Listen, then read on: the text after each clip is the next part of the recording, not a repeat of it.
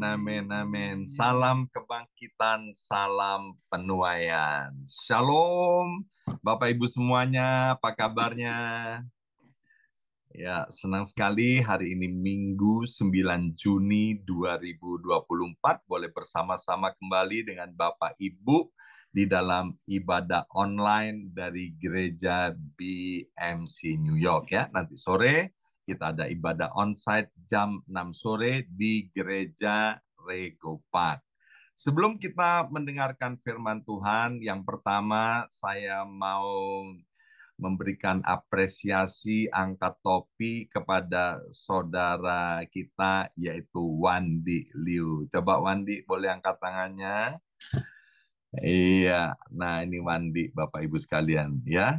Wandi kurang lebih 2 bulan yang lalu ya, sekitar 12 atau 13 April istrinya yang tercinta koma dan harus dimasukkan di rumah sakit ya. Hari ini sedang dirawat di Amherst Hospital. Nah, kenapa saya memberikan apresiasi di tengah-tengah masa yang sulit, di tengah-tengah masa yang tidak mudah ini, Wandi ya sekarang semakin mendekatkan diri kepada Tuhan seperti tadi kata host dan juga apa yang didoakan oleh Stephen, biarlah kita ini bukan hanya menjadi pendengar tapi menjadi pelaku firman Tuhan ya.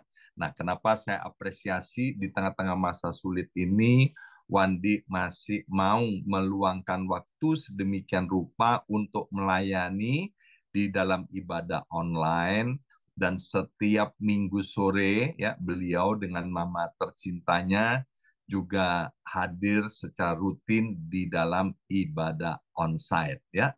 Saya bilang, wow, ini menginspirasi saya sehingga besok pagi di dalam doa pagi saya akan membahas tentang bagaimana mengatasi hati yang galau. Ya, mungkin sebelum kita dengar firman Tuhan, kita dengar mungkin Wandi akan sampaikan satu dua hal tentang perkembangan daripada Carolina Liu. Ya, silakan bisa dibuka mic-nya Wandi. Doa pagi.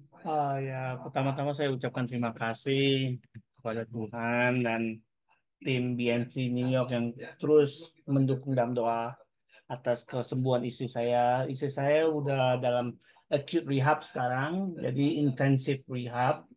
Dan yesterday, maksudnya kemarin istri saya udah bisa mengangkat tangan kanan dan kaki kanannya, dan itu adalah suatu mujizat baru yang terjadi kemarin. Dan hari Jumat kemarin dia udah mulai berdiri dan bisa berdiri selama 5 menit. Dan kita akan the projection next week kita akan berdiri lebih lama dan bisa berjalan step by step. Itu update currently. The current update.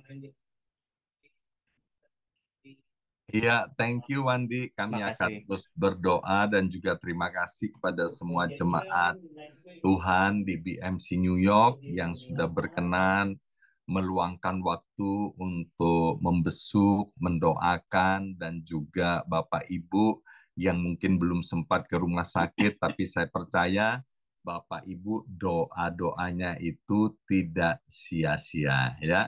Jadi kalau Carolina Liu mengalami perkembangan yang sangat bagus, saya percaya itu yang pertama karena mujizat anugerah Tuhan, yang kedua juga karena doa-doa daripada Bapak Ibu semuanya. Karena Alkitab bilang doa orang benar bila didoakan dengan yakin sangat besar kuasanya ya. Baik Bapak Ibu sekalian, pagi-pagi minum kopi biar semangat jalani hari. Kerja keras janganlah henti, hasil luar biasa sedang menanti. Ya, tema kita di bulan Juni ini adalah kerja keras. Dan saya beri topik renungan kita pada hari ini yaitu kerja keras hasil luar biasa. Bersama saya ucapkan kerja keras hasil luar biasa. 2, 3, kerja keras hasil luar biasa. Kalau kita kerja keras di dalam keuangan, dalam pekerjaan kita, Bapak Ibu sekalian, percayalah kita akan menuai hasil yang luar biasa. Bill Gates pernah menyampaikan satu quote yang menyebabkan gempar seluruh dunia. Bill Gates bilang begini, bukan salah seseorang jika ia terlahir miskin, tetapi itu adalah kesalahannya sendiri jika ia mati dalam keadaan miskin. Jadi kita perlu kerja keras, Bapak Ibu sekalian. Kenapa keuangan ditaruh nomor satu sama saya? Ya kan? Karena saya lihat bapak-bapak, ibu semuanya suka akan uang. Benar atau benar ya? Jangan ada dusta di antara kita. Yang kedua, Bapak Ibu sekalian, hasil kerja keras hasil luar biasa dalam apa? Kesehatan ya. Kalau kita kerja keras dalam kesehatan, kita jaga kesehatan, saya percaya setiap kita akan memiliki tubuh yang kuat, sehat dan segar. Demikian juga di dalam keluarga. Kerja keras di dalam keluarga menyebabkan hasil yang luar biasa, keluarga harmonis, hubungan suami istri, orang tua anak dipulihkan. Kerja keras di dalam kerohanian, ya, kita disiplin dalam ibadah seperti tadi saya sebutkan, Wandi juga Bapak Ibu sekalian. Nanti Bapak Ibu akan menuai hasil yang luar biasa. Demikian juga kerja keras di dalam membentuk karakter kita agar serupa dengan Kristus, itu akan menghasilkan sesuatu yang luar biasa. Setiap kita akan semakin serupa dengan Kristus. Mari kita buka ayat emas kita di bulan Juni ini, diambil dari 1 Korintus pasal 15 ayat yang ke-10. Kita baca sama-sama dari tempat kita sambil kita bersuara sampai telinga kita mendengarnya sendiri. 2, 3. 1 Korintus 15 ayat yang ke-10. Tetapi karena anugerah Allah, aku adalah sebagaimana aku ada sekarang. Itu yang pertama. Dan anugerah yang diberikannya kepadaku tidak sia-sia. 2 kali disebutkan anugerah. Sebaliknya, aku telah bekerja lebih keras daripada mereka semua. Tetapi bukannya aku, melainkan anugerah Allah yang menyertai aku. Bapak Ibu sekalian, di sini diulang 3 kali tentang anugerah Allah. Bersama saya ucapkan anugerah Allah. 2, 3, anugerah Allah. Ya, orang Kristen yang menyadari bahwa hidupnya adalah karena anugerah Allah, dia ada sebagaimana ada hari ini, bukan karena kuat dan gagahnya, tapi karena anugerah Allah. Seperti tadi Wandi bilang, juga karena anugerah Allah. Ya, istrinya sudah berangsur-angsur pulih, bahkan luar biasa tadi dibilang tangan kanan, kaki kanan, ya. Orang kalau wanita itu stroke kan kena yang kanannya, ya. Ini sudah mulai bisa berfungsi dan saya percaya melalui doa Bapak Ibu sekalian anugerah Allah semakin nyata sehingga bisa pulih normal 100%. Tidak ada yang mustahil bagi Tuhan, tidak ada yang mustahil bagi orang yang percaya. Nah, orang yang percaya bahwa hidupnya mengimani dan mengamini semua karena anugerah Allah, maka dia memiliki ketergantungan kepada Tuhan.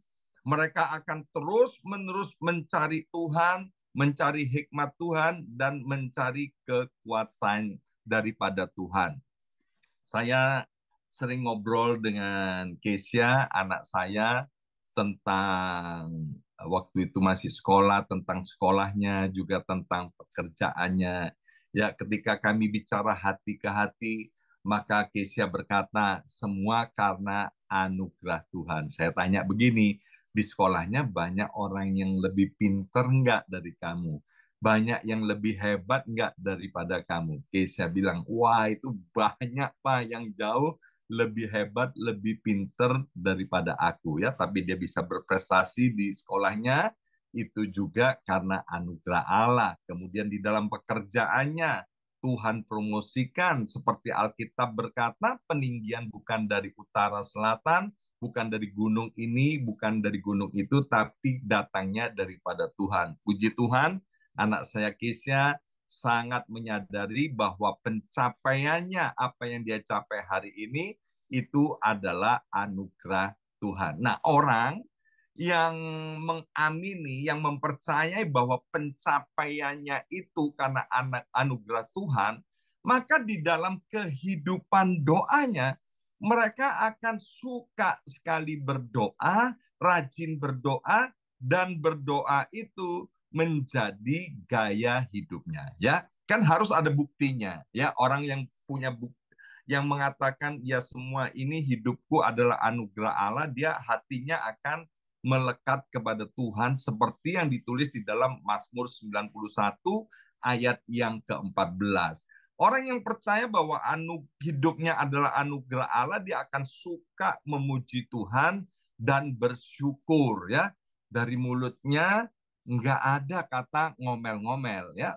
Puji Tuhan selama 2 bulan ini ya saya sering ngobrol dengan Wandi ya. Puji Tuhan dari mulutnya itu nggak keluar kata-kata bersungut-sungut. Sampai saya dan istri, nggak nyangka loh ya, Wandi ini kok luar biasa ya. Karena saya ketemu dengan orang-orang yang mengatakan dirinya Kristen ya, bahkan udah lama jadi Kristen. Ketika ngalami hal yang nggak enak, dia mulai meragukan cinta dan kasihnya Tuhan. Tapi Wandi, luar biasa. Saya tahu hidupnya itu karena anugerah Tuhan, sehingga dari mulutnya nggak ada keluar kata ngomel, bersungut-sungut, tapi yang ada adalah memuji Tuhan. Orang yang percaya hidupnya itu karena anugerah Tuhan, maka buktinya dia akan rajin ibadah dan suka melayani Tuhan. Melayani Tuhan itu adalah volunteer. Melayani Tuhan itu adalah sukacita, sukarela. Tapi kita nggak boleh melayani Tuhan sesuka-sukanya. Kalau suka aku melayani Tuhan, nggak suka aku nggak melayani Tuhan. Kalau mood, katanya mood, nggak tahu apa yang di mood, permen atau apa ya kan. Kalau mood, aku melayani Tuhan. Kalau nggak mood, ya aku nggak melayani Tuhan. Nggak begitu Bapak Ibu sekalian. Orang yang ada di dalam anugerah Tuhan, ibadah itu menjadi gaya hidupnya. Ibadah itu nomor satu, dan kemudian melayani Tuhan itu juga prioritas utama. Ingat, di dalam hidup ini banyak hal yang penting, lebih penting, amat sangat penting. Kalau kita salah menaruh hal-hal mana yang lebih penting, amat sangat penting, Bapak Ibu sekalian, maka kita akan salah melangkah dalam hidup ini. Saya harap Bapak Ibu menjadi anak-anak Tuhan yang bijaksana, utamakan Tuhan, biarlah yang penting dan paling penting, lebih penting di dalam hidup kita itu Tuhan nomor satu. Ya, saya senang ada beberapa saudara kita, Bapak Ibu sekalian, sudah beli rumah, kemudian karirnya bagus ya. Mereka bilang semua ini karena anugerah Tuhan. Waktu mereka liburan, mereka bilang begini, aku bisa liburan ini karena anugerah Tuhan. Maka itu meskipun dia pergi liburan, dia berusaha untuk cari gereja, dia berusaha mengikuti ibadah secara online ya. Anak-anak saya tahu Bapak Ibu sekalian, ketika kami pergi berlibur, maka selain mencari tempat-tempat di mana mereka akan berlibur, mereka akan cari gereja, ya kan? Jadi hari Minggunya ini Papa ini mau dibawa ke ibadah kemana? Kalau sampai tempat itu tidak ada tempat ibadah, ya kan? Dia akan bilang, Pak, ini nanti hari Minggu di sini ini nggak ada gereja, karena tempat yang kita mau kunjungi ini ya orang Kristennya sedikit. Saya bilang yang penting kita bisa nggak ikut ibadah secara online. Anak-anak saya tahu bahwa semua yang ada pada kami, seperti yang ditulis dari Roma 11 ayat 36, itu datangnya dari Tuhan, oleh Tuhan, dan untuk Tuhan. Ya.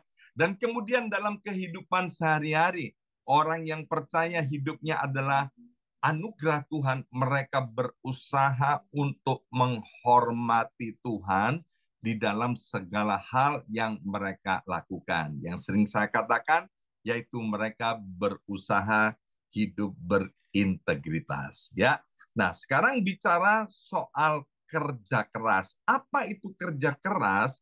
Kerja keras adalah melakukan suatu pekerjaan atau melakukan suatu hal dengan sungguh-sungguh tanpa kenal lelah. Perhatikan, melakukan sesuatu pekerjaan dengan sungguh-sungguh tanpa kenal lelah. Tekun, sabar, dan tidak mudah menyerah sampai tujuannya tercapai. Ya, Ibu Yongki kerja keras sedemikian rupa untuk supaya keluarganya dipulihkan. Dia sungguh-sungguh, nggak kenal lelah, tekun, sabar, tidak menyerah sampai tujuannya tercapai. Ya, dia doa, puasa, merendahkan diri di hadapan Tuhan sedemikian rupa. Sampai kapan?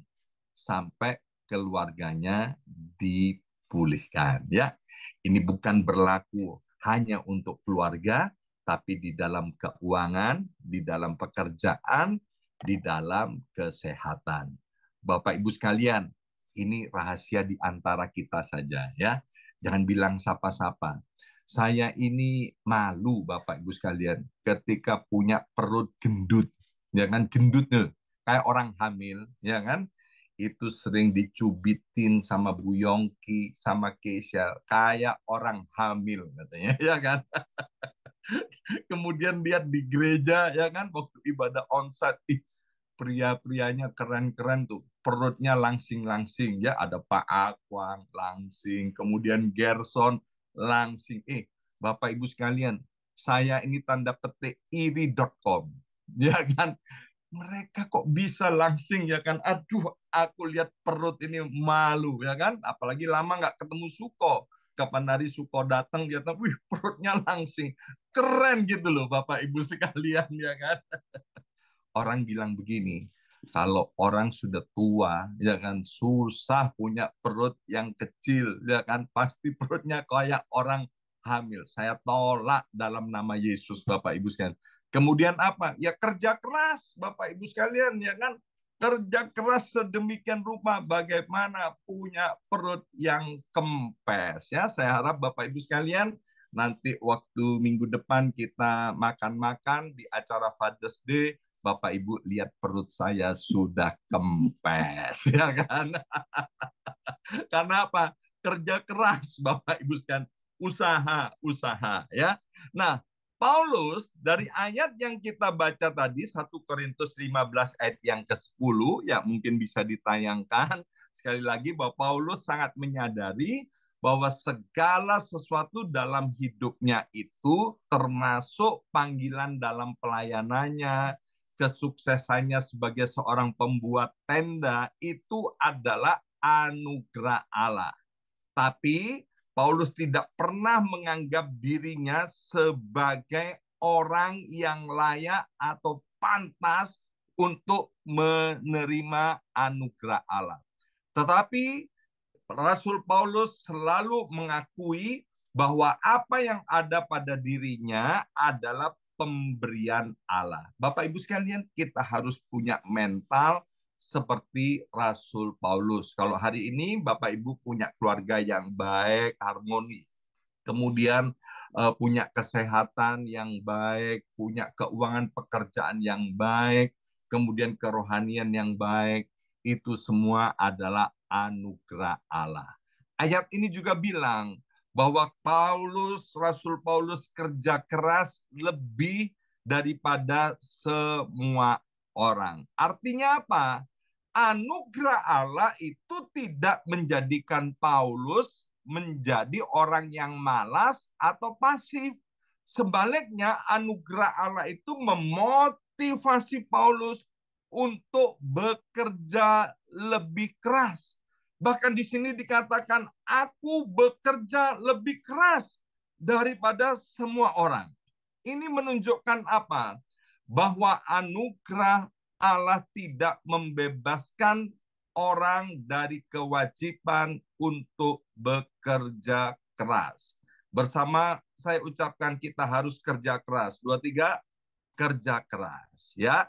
Nah, ini Bapak Ibu sekalian bukan menunjukkan kesombongan Rasul Paulus bahwa dia mengatakan aku bekerja keras lebih daripada orang lain, tapi ini menunjukkan kerendahan hati daripada Rasul Paulus bahwa dia menyatakan semuanya itu karena anugerah Allah. Dia tidak bilang begini, aku pinter aku hebat, ya kan? Aku, semuanya aku. Enggak.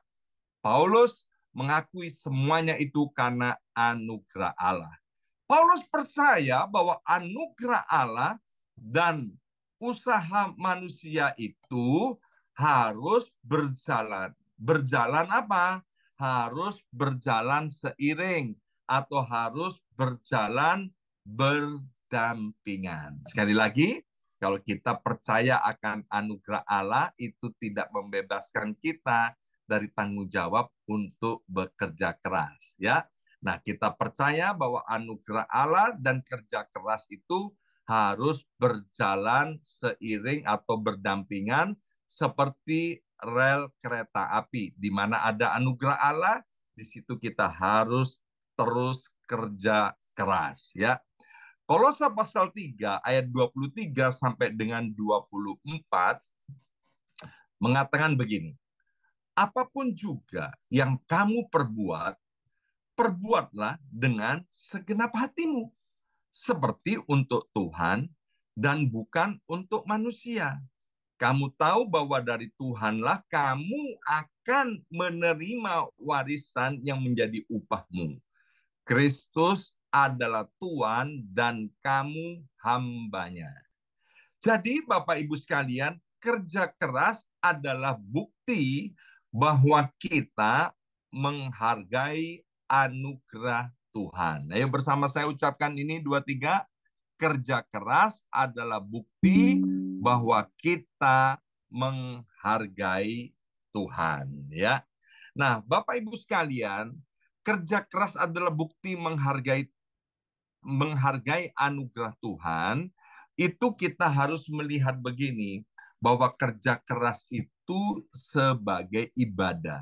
Kita lihat tadi kan Kolose pasal 3 ayat 23 sampai 24 bahwa Rasul Paulus berkata kepada jemaat di Kolose bahwa mereka harus melihat di dalam kerja keras itu bukan sebagai budak, tapi ini sebagai ibadah, ya, sebagai ibadah. Pastor Lukas Kusuma bilang begini, kalau kita keras terhadap diri kita, ya, yaitu kita mau kerja keras, maka kita gampang untuk menghadapi situasi yang ada di depan kita. Tapi kalau kita lemah kepada diri sendiri, maka dunia akan keras kepada kita, ya. Nah, Bapak Ibu sekalian, dalam Kolose pasal 3 ayat 23-24 itu mau berbicara kepada setiap kita bahwa kita itu karena melihat pekerjaan itu sebagai ibadah, maka kita harus menghormati setiap apa yang Tuhan percayakan kepada kita, baik itu keluarga maupun di dalam pekerjaan, ya. Tidak ada pekerjaan yang sepele, ya. Seperti saya di rumah ini, saya memutuskan untuk saya bagian bersih-bersih, termasuk cuci piring, ya, kemudian membersihkan rumah dan lain sebagainya. Saya melakukan itu seolah-olah melakukannya untuk Tuhan sebagai bagian daripada ibadah. Sehingga apa? Saya melakukannya dengan segenap hati, bukan sebagai asal-asalan. Demikian juga Bapak Ibu sekalian, baik kerja di restoran maupun sebagai pemilik Uber atau apa saja yang hari ini pekerjaan Tuhan percayakan kepada kita, Bapak Ibu sekalian, lihatlah itu sebagai suatu ibadah. Sehingga apa? Kita bisa menghargai, kita bisa menghormati, dan mengerjakannya sedemikian rupa. Dan ayat itu dengan jelas berkata, nanti upahnya itu datang daripada Tuhan. Saya seringkali bilang begini, jangan pernah ngomel soal upah. Ya, kalau dunia tidak bisa memberi upah kepada kamu dengan tepat, lihat apa yang kamu kerjakan itu diperhatikan oleh Tuhan. Tuhan punya berbagai macam cara untuk menggenapi kekurangan upah yang seharusnya kamu terima. Maka itu Bapak Ibu sekalian, jangan kemudian kita punya mental begini. Karena aku dapatnya cuma sedikit, maka aku berikan tenagaku cuma 50%, 60%, atau 70%. No, orang Kristen nggak boleh begitu. Kita harus melakukan secara extra mile. Ya, saya senang sekali beberapa waktu yang lalu seseorang bilang begini, aku ini ya kan dalam bekerja aku memberikan 120%. Wow, ketika terjadi layoff di dalam pekerjaannya ada 20.000 orang ya. Ada 20.000 orang yang di layoff. Tapi anak ini, anak Tuhan ini, Bapak Ibu sekalian, dia diluputkan dari layoff itu. Mengapa? Karena dia melihat pekerjaan itu sebagai ibadah, sehingga dia melakukannya sedemikian rupa, seolah-olah untuk Tuhan. Demikian juga suami istri, orang tua, anak dalam melayani keluarga. Engkau harus melakukannya semua seolah-olah untuk Tuhan dan melihat itu sebagai daripada ibadah. Yang kedua, kerja keras tidak mengkhianati hasil. Ini statement yang sangat luar biasa ya, yang semua orang hampir tahu bahwa kerja keras tidak pernah mengkhianati hasil. Mari kita lihat dari Amsal 14 ayat 23. Amsal 14 ayat 23, dalam tiap jerih payah ada keuntungan, tetapi kata-kata belaka mendatangkan kekurangan saja. Umdu, omong doang. Nah tuh katanya, no action, talk only. Ya. Nah Bapak Ibu sekalian, kita puji Tuhan kalau kita pandai berkata-kata. Puji Tuhan kalau Tuhan karuniakan kita kemampuan untuk berkata-kata. Tapi mari Bapak Ibu sekalian, selain berkata-kata, harus disertai dengan kerja keras. Karena di sini dengan jelas berkata dalam tiap jerih payah ada yang namanya keuntungan. Kita lihat Bapak Ibu sekalian, misalnya Thomas Alva Edison dari New Jersey itu, ya kan? Itu kan satu contoh yang amat sangat terkenal. Dia waktu menemukan lampu pijar itu, ya dikatakan hampir 10.000 kali, ya 10.000 kali mengadakan percobaan yang kelihatannya gagal, ya. Tapi dia tidak pernah menyerah, tidak pernah angkat tangan. Dia terus sampai 10.000 kali. 10.000 itu wow. Kalau dihitung aja ya, 1, 2, 3, 4, 5, 6, waduh sampai 10.000 itu ngitung aja udah capek. Tapi Thomas Alva Edison tidak capek, Bapak Ibu sekalian. Ya, itu Thomas Alva Edison. Kita lihat Yusuf di Alkitab. Bagaimana Yusuf? Ya, dia kemudian di rumah Potifar. Dia kerja keras di rumah Potifar. Kemudian di dalam penjara, dia kerja keras di dalam penjara sehingga diangkat menjadi kepala penjara. Kita lihat hasilnya apa?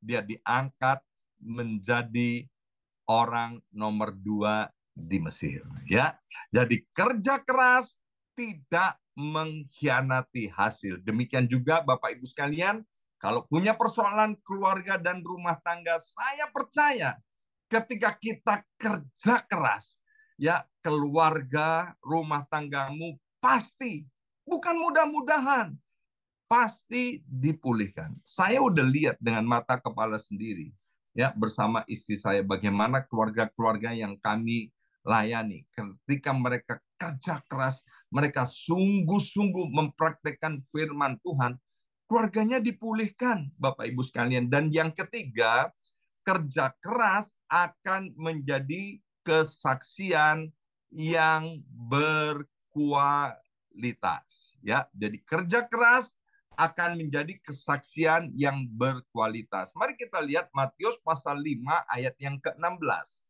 Matius pasal 5 ayat yang ke-16. Demikianlah hendaknya terangmu bercahaya di depan orang supaya mereka melihat perbuatanmu yang baik dan memuliakan Bapakmu yang di sorga. Lihat Bapak Ibu sekalian, kerja keras itu merupakan perbuatan yang baik. Sehingga orang melihat kita bekerja dengan keras, maka nanti yang akan dimuliakan adalah Bapa di sorga. Dikatakan kerja keras itu akan menjadi kesaksian yang berkualitas. Kita yang tinggal di Amerika Serikat ini, Bapak Ibu sekalian, ya, kita sering dapat undangan untuk menjadi saksi di dalam satu perkara, ya. Dan kemudian ketika kita mendaftarkan diri untuk menjadi saksi akan dipilih. Nah, ini saksi ini berkualitas atau saksi ini tidak berkualitas. Yang tidak berkualitas tentu nanti tidak akan dimasukkan di dalam untuk urusan perkara itu. Nah, Yesus bilang begini, dalam Alkitab, ya, Kisah Rasul 1 ayat yang ke-8, firman Tuhan bilang begini, kalau Roh Kudus turun ke atasmu, kamu akan menjadi saksiku mulai dari Yerusalem, Yudea, Samaria, sampai ke ujung-ujung bumi. Nah, Tuhan mau melalui kehidupan kita, Bapak Ibu sekalian, kita itu menjadi saksi yang berkualitas. Kalau kita menjadi saksi yang berkualitas, itu nama Tuhan akan dipermuliakan dan akan menarik banyak orang datang kepada Kristus, Bapak Ibu sekalian, ya. Nah, nanti sore saya akan sampaikan lebih lanjut mengapa ada orang-orang tidak mau kerja keras, ya. Yang terakhir saya mau tampilkan sebuah foto, Bapak Ibu sekalian. Ini foto sudah ditonton oleh jutaan orang di Indonesia, ya. Foto ini coba lihat Bapak Ibu sekalian. Ini yang baju coklat ini laki atau perempuan? Kira-kira menurut Bapak Ibu sekalian, ya, laki atau perempuan, ya. Nah, yang baju coklat ini pakai hoodie ini adalah seorang perempuan, ya. Namanya adalah Sofia, ya. Namanya Sofia hari-hari ini begitu viral. Sofia 6 tahun yang lalu rambutnya panjang, ya, rambutnya panjang. Dia tinggal berdua sama adiknya laki-laki. Tadi itu adiknya laki-laki. Kemudian dia karena hidupnya sangat miskin, mereka berdua tinggal di tanah kuburan, ya. Ibu mereka sudah meninggal dunia. Papanya pergi merantau dan tidak ada kabarnya, ya. Maka Sofia, dia punya rasa tanggung jawab yang luar biasa. Dia mulai melamar pekerjaan, dan pekerjaan yang paling mudah adalah menjadi kuli bangunan. Bersama saya ucapkan kuli bangunan, 2, 3, kuli bangunan, ya. Dan kemudian ketika sampai di proyek, diketawain sama orang-orang, mana mungkin perempuan kecil kok mau jadi kuli bangunan, ya. Maka kemudian Sofia ini mulai putar otak, ya kan, dan kemudian dia potong rambutnya, ya, potong rambutnya, dan dia menyamar berpenampilan sebagai laki-laki. Dia potong pendek dan kemudian dia pakai celana panjang, dia bergaya seperti laki-laki, dan kemudian dia ngelamar jadi kuli bangunan dan akhirnya diterima, Bapak Ibu sekalian, ya.